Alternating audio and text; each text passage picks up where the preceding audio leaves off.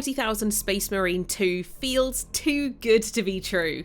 When we're talking about battles with trillions of soldiers and planet-sized cities, it's hard for anything tangible to live up to our imagination.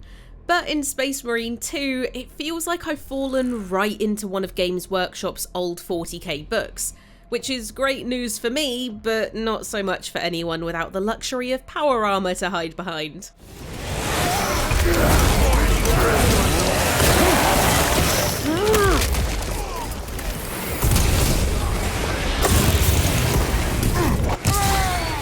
My time in the campaign opens in a ruined city brought low by an invasion of Tyranids.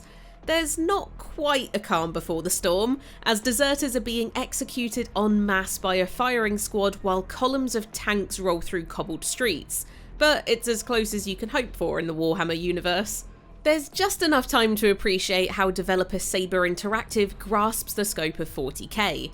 Grandiose bell towers and gothic spires dwarf any skyscraper in the real world, and Space Marine protagonist Titus towers over regular guardsmen, but not enough to prepare me for how well that translates to combat, which kicks off when hundreds of Tyranids launch a surprise attack from the rubble. I get a couple of seconds to rake them with bolt gun fire, which satisfyingly turns most targets it hits into red mist, but they quickly overrun the guardsmen and I'm left fighting to survive within the Tyranid flood.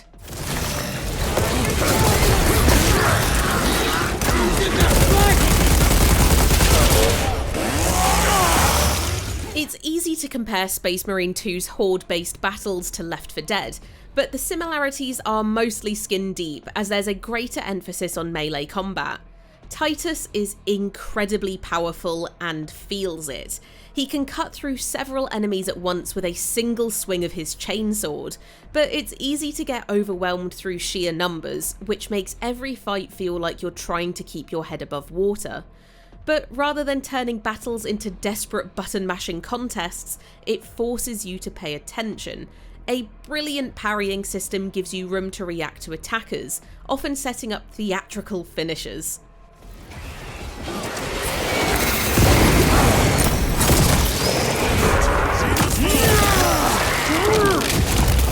Tougher enemies aren't felled as easily, and you sometimes need to break through their guard to open them up for an execution. Take towering Tyranid warriors. You can fill them with bullets until they burst, but it's flashier and more effective to get up close and parry their sword arms until an opening appears. At which point, you can rip off said sword arm and shove it down their chittering windpipe. Besides the scope of Warhammer, that's another thing Saber Interactive understands, death in this universe is a deeply unserious business, and if something can't be bisected in 16 different ways, you just aren't trying hard enough. The way in which you move from shooting to melee and back is exceptionally fluid, and there were several fights where I felt like a force of nature, which is exactly what playing a Space Marine should feel like. Even when I was up against Chaos Space Marines and hordes of demons who crept into the preview level to fight Tyranids and Imperiums alike, I was outnumbered but always felt like the strongest person on the battlefield. The only exceptions were two boss fights. The first fight against a massive Carnifex, which felt like brawling with a sentient blender, and the other was with a Chaos Sorcerer of Zeech, who I had to fight while the ground beneath us rippled like water and magical attacks sizzled from the sky.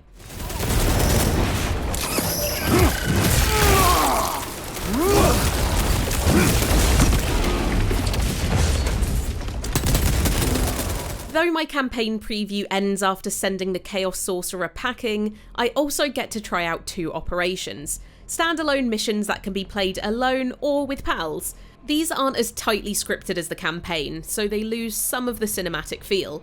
There's nothing as jaw-dropping as that first wave of Tyranids crashing into me, but I get the feeling these are designed more as replayable co-op levels.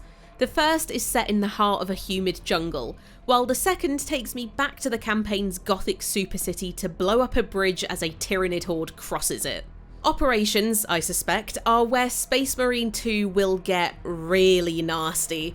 There's no checkpoint system, so dying sends you back to the start, and even on normal difficulty, it takes me several tries to complete either level.